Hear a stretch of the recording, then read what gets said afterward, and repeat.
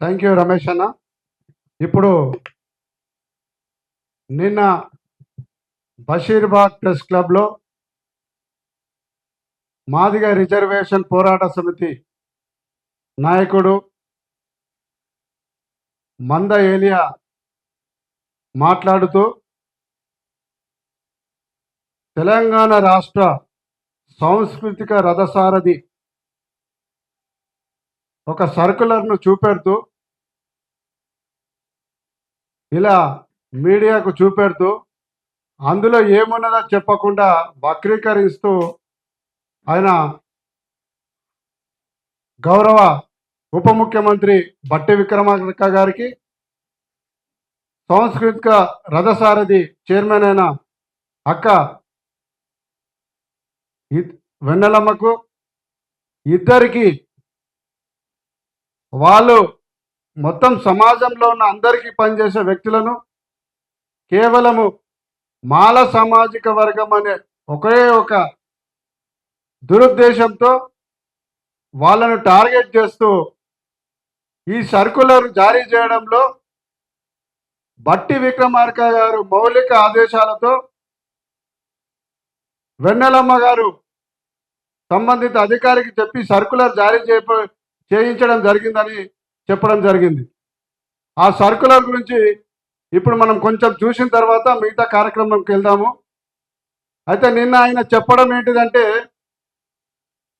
Chairman గారు ఉద్దేశపూర్వకంగా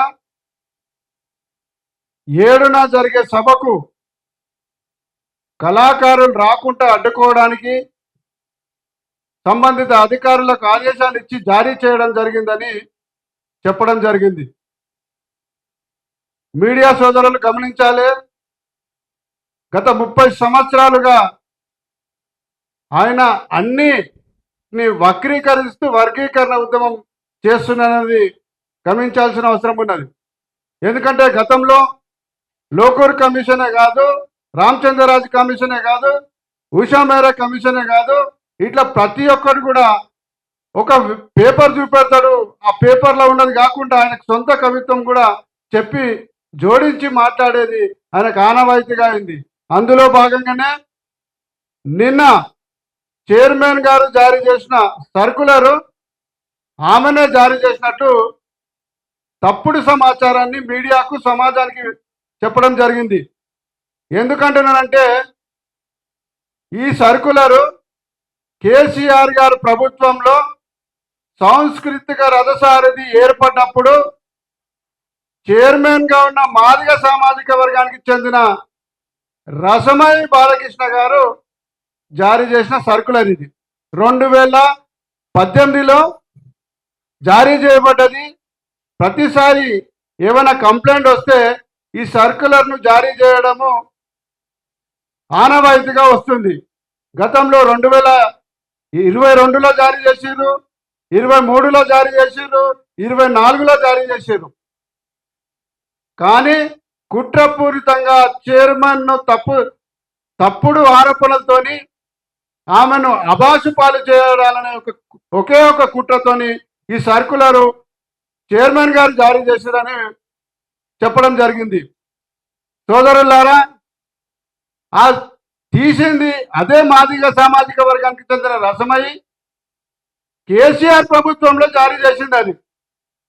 కానీ ఆయన ఏం చెప్తాడు, అంత నిర్బంధ ఉద్యమాలలో కూడా ఎక్కడ కూడా మాకు ఇటువంటి ఆంక్షలు లేకుండే ఇప్పుడే ఈ ఆంక్షలు పెట్టిందని తప్పుడు సమాచారాన్ని తెలంగాణ తెలుగు ప్రజలకు అందరికీ కూడా చేరవేస్తున్నాడు. దీని ముక్త కంఠంతో అందరూ కూడా వ్యతిరేకించాల్సిన అవసరం ఉన్నది, ఖండించాల్సిన అవసరం ఉన్నది. సాంస్కృతిక రథసారథిలో ఉద్యోగులు ఉన్న కళాకారులు, ప్రభుత్వ ఉద్యోగులు ప్రభుత్వ నియమ నిబంధనలకు లోబడి వాళ్ళ విధులు నిర్వహించాల్సిన బాధ్యత. ముఖ్యంగా కళాకారులు తన ఉద్యోగం ఎక్కేటప్పుడే స్పష్టంగా ఈ అగ్రిమెంట్ చేసే రావాల్సి వస్తుంది. కళాకారులే కాదు, ఏ ప్రభుత్వ ఉద్యోగాలైనా ప్రభుత్వ కార్యక్రమాలలో కేవలం ప్రభుత్వానికి సంబంధించిన పనులు మాత్రమే వాళ్ళ పాటలు కానీ కళలు కానీ ఉండాల్సిన బాధ్యత ఉన్నది. అంతేగాని జీతాలేమో ప్రభుత్వాన్ని తీసుకుంటూ వ్యక్తిగత సంఘాల పేరు మీద, రాజకీయ పార్టీల పేర్ల మీద వ్యక్తిగతంగా కూడా మిగతా నాయకులకు పాటలు పాడడము చట్ట వ్యతిరేకము, రూల్స్కు విరుద్ధము. ఇది తెలియదామని మందకృష్ణకు 24 గంటలు పక్కకుండే ఏపూరి సోమన్నకు అడగండి ఒకసారి, మాజీ ఉద్యోగి అయిన మిట్టపల్లి సురేందర్ అడగండి, ఆ సర్కులర్ ఎప్పుడు ఇచ్చిండ్రు, ఎందుకు ఇచ్చిండ్రు, అదంతా స్పష్టంగా ఉంటుంది. రీసెంట్గా ఒక 8 మంది కళాకారులను కూడా ఇదే విధంగా వేరే కార్యక్రమాలలో పాలుపంచుకుంటున్నందుకు సంబంధిత అధికారుల మంత్రి గారి ఆదేశాల ప్రకారం వాళ్ళని సస్పెండ్ చేయడం జరిగింది. ఎందుకు సమాజానికి తప్పుదోవ పట్టిస్తున్నారు మీరు చెప్పాల్సిన అవసరం ఉన్నది. ఆ సస్పెండ్ అయిన దాంట్లో మా మాల సామాజిక వర్గానికి చెందిన కళాకారులు కూడా ఉన్నారు, మిగతా సామాజిక వర్గాలకి చెందిన కళాకారులు ఉన్నారు. మందకృష్ణ పక్కా ఉద్దేశం ఏంటిదంటే సాంస్కృతిక రథసారథి ప్రభుత్వ ఉద్యోగులుగా ఉన్న కళాకారుల ద్వారా ఈ నెల రోజులు ఆయన కార్యక్రమానికి వాడుకోవాలని, వాడుకోవడానికి ఈ రథసారథి వాళ్ళు ఏమైనా చర్యలు తీసుకుంటే ఇబ్బంది అవుతుందని ఒక కుట్రపూరితంగా ఈ నెల రోజులు ప్రభుత్వ జీతం తీసుకుంటూ ఎంఆర్పిఎస్ కు సంబంధించిన పాటలు పాడే విధంగా బ్లాక్ మెయిల్ చేయడానికి మాత్రమే ఈ చర్యలకు పూనుకున్నాడని తెలియజేస్తున్నా. అయితే నేను ఈ విలేకరుల సమావేశం ద్వారా సమాజానికి తెలియజేస్తున్నా, 33 జిల్లాలలో హైదరాబాద్లో కళాకారులు లేరు. 32 జిల్లాలలో ఆ జిల్లా కలెక్టర్ ఆధీనంలో ఉండే కళాకారులంతా కూడా మీరు జీతం తీసుకునే ఆ జిల్లా కలెక్టర్ పరిధిలో ఉన్న కళాకారులు దయచేసి ప్రభుత్వ పథకాలను ప్రచారానికి మాత్రమే మీ కార్యాచరణ ఉండాలా, మీ కళలు ఉండాలి. లేని పక్షంగా వ్యక్తిగతంగా రాజకీయ పార్టీలే కానీ లేకుంటే మిగతా సంఘాల కార్యక్రమాలు కానీ భాగస్వాములైతే మీరు రథసారథి నామ్స్ కు ఉల్లంఘించినట్లయితుంది. కాబట్టి తప్పకుండా మేము కూడా ఒక బాధ్యత గల పౌరునిగా, తెలంగాణ రాష్ట్ర పౌరునిగా మన అభ్యుద సంఘాలందరూ కూడా మీ జిల్లా కలెక్టర్లకు సాంస్కృతిక రథసారథి జారీ చేసిన సర్కులర్ కోట్ చేస్తూ కళాకారులు కేవలం ప్రభుత్వ పథకాలను, సంక్షేమ పథకాలను ప్రచారం చేయడానికే వాళ్ళ విధులు నిర్వహించేటట్లు చూడాలని కలెక్టర్కు కంప్లైంట్ చేస్తూ ఎవరైనా ఆ నిబంధనలు ఉల్లంఘిస్తే తప్పకుండా చర్యలు తీసుకునే దిశగా కూడా మీరందరూ కూడా ఫిర్యాదు చేయాల్సిన బాధ్యత ఉన్నది. ఎందుకంటే ప్రభుత్వం బాధ్యతగా ప్రభుత్వ కార్యక్రమాలకు, ప్రచారాలకు వాళ్ళ జీతాలు ఇస్తారు, కానీ వాళ్ళ వ్యక్తిగత పార్టీలకు, వ్యక్తిగత సంఘాలకు వ్యక్తిగతంగాను మీరు ఎటువంటి కార్యక్రమాలు పాల్పంచుకోవద్దని. అది ఎవరైనా కానీ, మాలలైనా, మాదిగలైనా, బీసీలైనా, రెడ్లైనా, అగ్రకులాలైనా, ఎవరైతే కళాకారులుగా ఉద్యోగం చేస్తున్న ప్రతి ఒక్కరికి ఇది కోరుతున్నా, విజ్ఞప్తి చేస్తున్నా. బాధ్యత గల పౌరులుగా మా సంఘాల తరపు నుంచి రేపే నెక్స్ట్ ప్రభుత్వ పని జిల్లాలలో ఆ జిల్లాల కలెక్టర్లకు ఫిర్యాదు చేయండి. ఎటువంటి మాల సంఘాల మీటింగ్లకు కూడా రావద్దు, మాదిగ సంఘాల మీటింగ్లకు కూడా పోవద్దు, మిగతా రాజకీయ పార్టీల కార్యక్రమాలకు కూడా పోవద్దని మీరు కంప్లైంట్ చేయాల్సిన బాధ్యత ఉన్నది. దాంతోపాటు కళాకారులు కూడా మీరు ఉద్యోగం చేరిన సందర్భంలోనూ మీరు అగ్రిమెంట్కు లోబడి తమ విధులు నిర్వహించాల్సిన బాధ్యత ఉన్నది. నేను చాలా కార్యక్రమాలకు మేము వర్గీకరణకు వ్యతిరేకంగా ఏదైనా న్యూస్ వస్తే కింద కామెంట్లు చేసేవాళ్ళు ఎక్కువ మంది మాదిగ సామాజిక వర్గానికి చెందిన కళాకారులు ఎక్కువ మంది ఉంటున్నారు. నేను వాళ్ళ వ్యక్తిగతంగా ఏం అనలేదు, ఎప్పుడు మేము ఆ ప్రస్తావన కూడా చేయలేదు. కానీ ఇప్పుడు నేను మందకృష్ణ బయటికి తెచ్చినందుకే ఆ విషయాన్ని తెలియజేస్తున్నా. మీరు ఈ విధంగా ప్రభుత్వ ఉద్యోగ జీతాలు తీసుకుంటూ ప్రైవేటు అంశాల మీద మీరు బహిరంగంగా పోస్టులు పెట్టడము, నాయకులను తిట్టడము, అగౌరవపరచడం మానకుంటే మీరు పెట్టిన పోస్టులు అన్నీ కూడా స్క్రీన్ షాట్లు తీసి ప్రతి ఒక్క కళాకారు మీద ఎవరైతే ఉద్యమానికి బాబాసాహెబ్ వ్యతిరేకంగా, మాకు వ్యతిరేకంగా మీరు పోస్టులు పెట్టిరో, మాటలు మాట్లాడిరో అవన్నీ కూడా మేము ఫిర్యాదు చేస్తామని హెచ్చరిస్తున్నాం. ఇప్పుడు మీరు గమనించాల్సిన అవసరం ఉన్నది. భారత రాజ్యాంగానికి లోబడి బాబాసాహెబ్ ఐడియాలజీలో నడిచే మేము చట్టానికి, రూల్స్ కు లోబడి పనిచేసే నాయకత్వం మాది. మీ సోకాళ్ళు నాయకుడు మంద ఏరియా మీదనే కంప్లైంట్ చేసిన వ్యక్తిని. మీకు ఇంకా తెలియదేమో, సుప్రీంకోర్టు పార్లమెంట్ తానా పోలీస్ స్టేషన్ పరిధిలో రాజ్యాంగ ప్రతినిధులు కాల పెడితే సైఫాబాద్ పోలీస్ స్టేషన్ లో కంప్లైంట్ చేసిన వ్యక్తిని. మీ కళాకారుల మీద నేను కంప్లైంట్ చేయడం పెద్ద సమస్య కాదు. ఎఫ్ఐఆర్ మీ జీవితాలు రోడ్డు మీద అవుతాయి.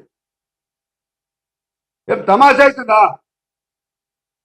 తినేదేమో ఒకరిది, పాడేద్దామా ఇంకొకరిదా? ఏం మాట్లాడుతున్నారు మీరు? ఇష్టం వచ్చినట్లు పోస్టులు పెడతారా? ప్రభుత్వ ఉద్యోగి విధులలో భాగంగా డ్యూటీలో ఉన్నాక మీరు సంతకాలేమో జిల్లా కలెక్టర్ల దగ్గర చేస్తారు. ఏనో ఉద్యోగి ఏడుంటాడు? నిజామాబాద్లో ఉంటాడు, మెదక్లో ఉంటాడు, ఎక్కడ ఉంటాడు? వాళ్ళ ముఖం ఏడుంటుంది? హైదరాబాద్లో పాటలు మారుతుంటాడు. మాకు తెలియదు అనుకుంటున్నాం, మేము పెట్టాలా? ఇప్పుడు మందకృష్ణ ఫోన్లో పడి ఈ విధంగా వ్యవహరిస్తే మీరు కళాకారులుగా నేను గౌరవిస్తా. మీరు మాలాంటి కుటుంబాల నుంచి వచ్చినారు, కానీ ఆ విధులలో భాగంగా మీరు నిర్వహించాల్సిన బాధ్యతలు మాత్రమే నిర్వహించండి. డబ్బులు తీసుకోను ప్రభుత్వం తీసుకుంటారు. నీ సొంత ఆలోచన మీరు పెట్టొద్దని తెలియజేసుకుంటూ, మందకృష్ణ ఏవైతే తప్పుడు వక్రీకరణలు చేస్తున్నారో దాన్ని మానుకోవాలి. నువ్వు ఏమన్నావు? నిన్న సంబంధిత మంత్రికి కంప్లైంట్ చేస్తాము, సీనియర్ కళాకారులు పోతారంటావు, ముఖ్యమంత్రికి కంప్లైంట్ చేస్తావు. మేమేం గాజులు వేసి కూర్చున్నామా? మీరు ముఖ్యమంత్రి దగ్గర పోరి, మంత్రి దగ్గర పోరి. నువ్వు రూల్స్ వైలేట్ చేస్తున్నట్టు సంబంధిత అధికారులకు, మెంబర్ సెక్రటరీకి, మీ కళాకారుల మీద ఎవరైతే ఎంఆర్పిఎస్ కు సంబంధించిన పాటలు పాడతారో తప్పకుండా ఫిర్యాదు చేస్తావు. ఏం చేస్తావు చేసుకోపో. తమాషా అవుతుందా? ఎంతవరకు బ్లాక్మెయిల్ చేస్తారు? ఈ నెల రోజులు నీ కార్యక్రమాలకు వాడుకోవడానికి, ప్రభుత్వ కళాకారులను వాడుకోవడానికి కుట్రలో భాగమా? లేకుంటే మాలల మీద టార్గెట్ చేసి, బట్టి గారి మీద, చైర్మన్ గారి మీద టార్గెట్ చేసి మాట్లాడతావా నువ్వు? మొన్న విమలక్క గారు ఒక పాట పాడారు, మాల మాదిగలు కలిసి ఉండాలి, వర్గీకరణ చేసుకొని పంచుకోవాలని. సింగరాణితో పాడితే దాంట్లో పార్లమెంట్లో ఎందుకన్నా ఓకే అంతవరకు, కానీ మీకు తెలియదు. ఒక స్పష్టంగా చెప్తున్నా, ఆ పాటలో భాగ్యరెడ్డి వర్మ, అరగ రామస్వామి లాంటి మహానుభావుల పేర్లు వచ్చినాయని ఆ పాటను ఖండించును. ఇంత కుట్రతోనే ఉన్నావు. ఏం మాట్లాడుతున్నాను? అరగ రామస్వామి కాంట్రిబ్యూషన్ తెలుసా? 1912లోనే మాలమాదిగా రిలీజియస్ కానీ, కాస్ట్ కానీ, ఇంటర్ కాస్ట్ మ్యారేజ్ చేసిన మహానుభావుడు ఆయన. అప్పుడే డిప్రెస్డ్ క్లాస్ ఉన్న కులాలను మాల, మాదిగా, ఆది ఆంధ్ర విభేదాలు పోవాలని కార్యక్రమాలు తీసుకున్న మహానుభావుడు ఆయన. ఆయన పేరు వస్తే నీకు నచ్చదా? భాగ్యరెడ్డి వర్మ ఆయన తీసుకున్న సంక్షేమ పథకాలు, ఆయన ఐడియాలజీ ఎంత గొప్పదో ప్రపంచం అంతా ఈరోజు కొనియాడుతున్నది. కానీ నువ్వు ఆ ఇద్దరు పేర్లు ఉన్నాయని, మాల సామాజిక వర్గానికి చెందిన ఇద్దరు పేర్లు ఉన్నాయని కుట్రపూరితంగా ఆ పాట పాడిన కళాకారులను అవమిస్తావా? వాళ్ళు సొంత డబ్బులు పెట్టుకొని నీకు అనుకూలంగా సీడీ చేసి పుస్తకాలు రిలీజ్ చేయడానికి కార్యక్రమంలో రిలీజ్ చేస్తావు. ఇంకో ఇప్పుడు ఈ మీడియా ముఖంగా ఖండించాల్సిన ప్రధాన అంశం, ఎన్ఆర్ మీడియాను టార్గెట్ చేస్తూ వందల మంది విలేకరులు, కళాకారులు, మేధావులు ఉన్న సభలో నువ్వు వెళ్ళిపో అంటావు. ఫోర్త్ ఎస్టేట్గా ఉన్న మీడియాను ప్రజలు మొత్తం పబ్లిక్ ముంగట అవమానించడం మేము తీవ్రంగా ఖండిస్తున్నాం. నువ్వు చెప్పేది ఉంటే కార్యక్రమం మొదలు కాకముందు చెప్పాలి. నీ ఉద్దేశం ఏంటి? కెమెరాల ముందు అనౌన్స్ చేయడం. ఎన్నైనా వ్యతిరేకించడము స్పష్టంగా ఈ తెలుగు రాష్ట్రాలలో బుద్ధిజాన్ని, అంబేద్కరిజాన్ని ముందుకు తీసుకుపోతుందనే కుట్రలో భాగంగా, ఆర్ఎస్ఎస్ కు వ్యతిరేకంగా పోతుందనే కుట్రలో భాగంగా ఈ కుట్రలు పొందుతుందని స్పష్టంగా తెలుస్తున్నది. నీ యొక్క మీడియా నీ సమావేశాలు కవర్ చేయకుంటే ఎన్ఐఎం చిన్నబోదు. ఎన్ఐఎంకున్న గొప్పతనము, మీడియాకున్న గొప్పతనం వాళ్ళ ఎక్కడ కూడా నీలాంటి కుట్రదారులతో ఏం జరిగేది లేదు. మీరు ఇకనైనా మీడియా మీద కానీ, కళాకారుల మీద కానీ, మేధావుల మీద కానీ కుట్రపూరితంగా మీరేమన్నా అంటే తప్పకుండా దాని వ్యతిరేకంగా మా కార్యక్రమాలు ఉంటాయని హెచ్చరిస్తున్నాం. ముఖ్యంగా మా రిక్వెస్ట్ అందరూ కూడా, ప్రభుత్వ ఉద్యోగులందరూ కూడా ప్రభుత్వ కార్యకలాపాలు మాత్రమే ఉండాలి. ఇక కాసిం గారు కూడా అంతే, సంతకాలు ఒక్కదాలో పెడతాడు, వచ్చి ఆయన ఎంఆర్పిఎస్ మీటింగ్లో చేస్తారు. మేము కంప్లైంట్ చేయకనా? ఒక ఉద్యమకారుడని గౌరవించి మేము గౌరవపదంగా ఉంటే మాకు సంబంధించిన మా సామాజిక వర్గాలకు చెందిన వ్యక్తులను టార్గెట్ చేసి మాట్లాడతాడా? నీ సభలో అందరూ కూడా డాక్టర్లు, ఇంజనీర్లు ఆన్ డ్యూటీలో ఉండి సంతకాలు పెట్టేసి డ్యూటీలో ఉండి నీ కార్యక్రమాలలో ఏ విధంగా భాగస్వాములు అవుతారు చెప్పాలి. ఏం తమాషా అవుతుందా? ఈ ఇన్ని రోజులు మానలు ఊక్కున్నారు బిడ్డ, ఇప్పుడు ఊకునే పరిస్థితి లేదు. నువ్వు సై అంటే మేము ప్రతి చర్య కూడా వెనకాడము. ఇంకో ప్రధానంగా మీ అందరికీ రిక్వెస్ట్ చేస్తున్నా, ఈ కార్యక్రమం ఏదైతే తీసుకుంటో 7వ తారీఖు లోపల ఈ ఉద్యమం పేరు మీద అసాంఘిక శక్తులైన ఆర్ఎస్ఎస్, బీజేపీ వాళ్ళు కూడా భాగస్వాములై అలజడి సృష్టించాలని ఇంటెలిజెన్స్ విభాగం సమాచారం ఉంది. దయచేసి అందరూ కూడా మాదిగా నాయకులు కానీ, వ్యక్తులు కానీ జాగ్రత్తగా ఉండాల్సిన బాధ్యత ఉన్నది. గడవళ్ళు వాళ్ళే సృష్టించేసి దాడులు చేసి ఈ ఉద్యమాన్ని అంతా కూడా తప్పుదారి పెట్టించే కుట్ర కూడా జరుగుతుందని మాకు సమాచారం ఉంది. దయచేసి అందరూ కూడా గమనించాలి, సమన్వయం పాటించాలి. మీరు చట్ట వ్యతిరేకంగా ఏమైనా జరిగితే మీరు ఫిర్యాదు చేయండి, ఇంకేదైనా చర్యలు. కానీ ఈ దాడులు, ప్రతిదాడుల కార్యక్రమాలకు పోవద్దని పిలుపునిస్తున్నాం. ఆర్ఎస్ఎస్, బీజేపీ పెట్టిన కార్యక్రమంలో భాగంగానే ఈ కార్యక్రమాలు అన్నీ జరుగుతున్నాయని మనం స్పష్టంగా తెలుస్తున్నది. ఎందుకంటే మన బీసీ మద్దతు సభలో ఒక బీజేపీ వాళ్ళకి కానీ, బీజేపీ ఐడియాలజీకి వ్యతిరేకించకుండా జాగ్రత్త పడ్డారు. దాంతో స్పష్టంగా తెలుస్తున్నది. అందుకనే మీరందరూ కూడా ఈ ఆర్ఎస్ఎస్ కుట్రలో భాగంగా ఆర్ఎస్ఎస్ సంబంధించిన ఏజెంట్ ద్వారా జరుగుతున్న కార్యక్రమాలలో జాగ్రత్తగా ఉండాల్సిన బాధ్యత తెలంగాణలోని ప్రతి పౌరు మీద ఉందని తెలియజేసుకుంటూ, ప్రభుత్వ ఉద్యోగులు అలా డ్యూటీల టైంలలో ప్రభుత్వ కార్యకలాపాలు మాత్రమే చేయాలని రిక్వెస్ట్ చేసుకుంటూ, మీ ఉద్యోగ సమయం అయిపోయిన తర్వాత మీకు ఏ కార్యక్రమం తీసుకున్నా మాకు ఎటువంటి అభ్యంతరం లేదు. లేదా ప్రభుత్వ అనుమతితో మీరు ఏ కార్యక్రమాలు భాగస్వాములైనా మాకు అభ్యంతరం లేదు. కానీ నిబంధనలు ఉల్లంఘిస్తూ మీ ఏ కార్యక్రమం తీసుకున్నా తప్పకుండా దాన్ని ప్రతిఘటిస్తాం, అధికారికంగా ఫిర్యాదు చేస్తాం. నేను ఒక ఇంటర్వ్యూలో యూట్యూబ్లో టెలికాస్ట్ అయితే నాకు కళాకారులు, మాదిగ కళాకారులు వాళ్ళ ఆధారాలతో సహా నా దగ్గర ఉన్నాయి. కానీ నేను కూడా అదే దళిత సామాజిక వర్గానికి చెందిన వ్యక్తిని కాబట్టి నా సోదరుడు అంటే నేను కంప్లైంట్ చేయలేదు. ఏం మాట్లాడుతున్నారా? ఇప్పుడు 288 మంది దళిత కళాకారులు ఉంటే 203 కేవలం మాదిగ సామాజిక వర్గానికి చెందిన వాళ్ళే ఉన్నారు. అంటే ఈ 203 కళాకారులను ఈ నెల రోజులు వ్యక్తిగతంగా తిప్పుకోవాలనా? మిగతా బీసీ సామాజిక వర్గం చెందిన కళాకారులను బ్లాక్ మెయిల్ చేసి తీసుకుపోయి పాడిపించుకుందాం అనుకుంటున్నావా? మొన్న రీసెంట్ గా వేరే ప్రైవేట్ కార్యక్రమాల్లో భాగస్వాములు అయితే వాళ్ళని 8 మందిని సస్పెండ్ చేసి తెలియదా నీకు? మీ మిట్టపల్లికి తెలియదా? ఎప్పుడుకి తెలియదా? ఏం మాట్లాడుతున్నారు? మీడియా ఉన్నది కదా, మా కవరేజ్ చేస్తారు కదా, లేకుంటే మాకు సంఘం ఉన్నది కదా, మమ్మల్ని అందరూ భయపడతారు కదా. ఎన్ని రోజులు బ్లాక్మెయిల్ చేస్తారు? ఎన్ని రోజులు భయపడతారు? నువ్వు ఏ పేపర్ అయినా చూపెడతావో తెల్లారి ఆ పేపర్లో ఏమున్నదో నేను చెప్తా. ఆ కార్యక్రమాన్ని తీసుకున్నా, అందులో భాగంగా ఈ సర్కులర్ కూడా అందుకని తీసుకొచ్చిన.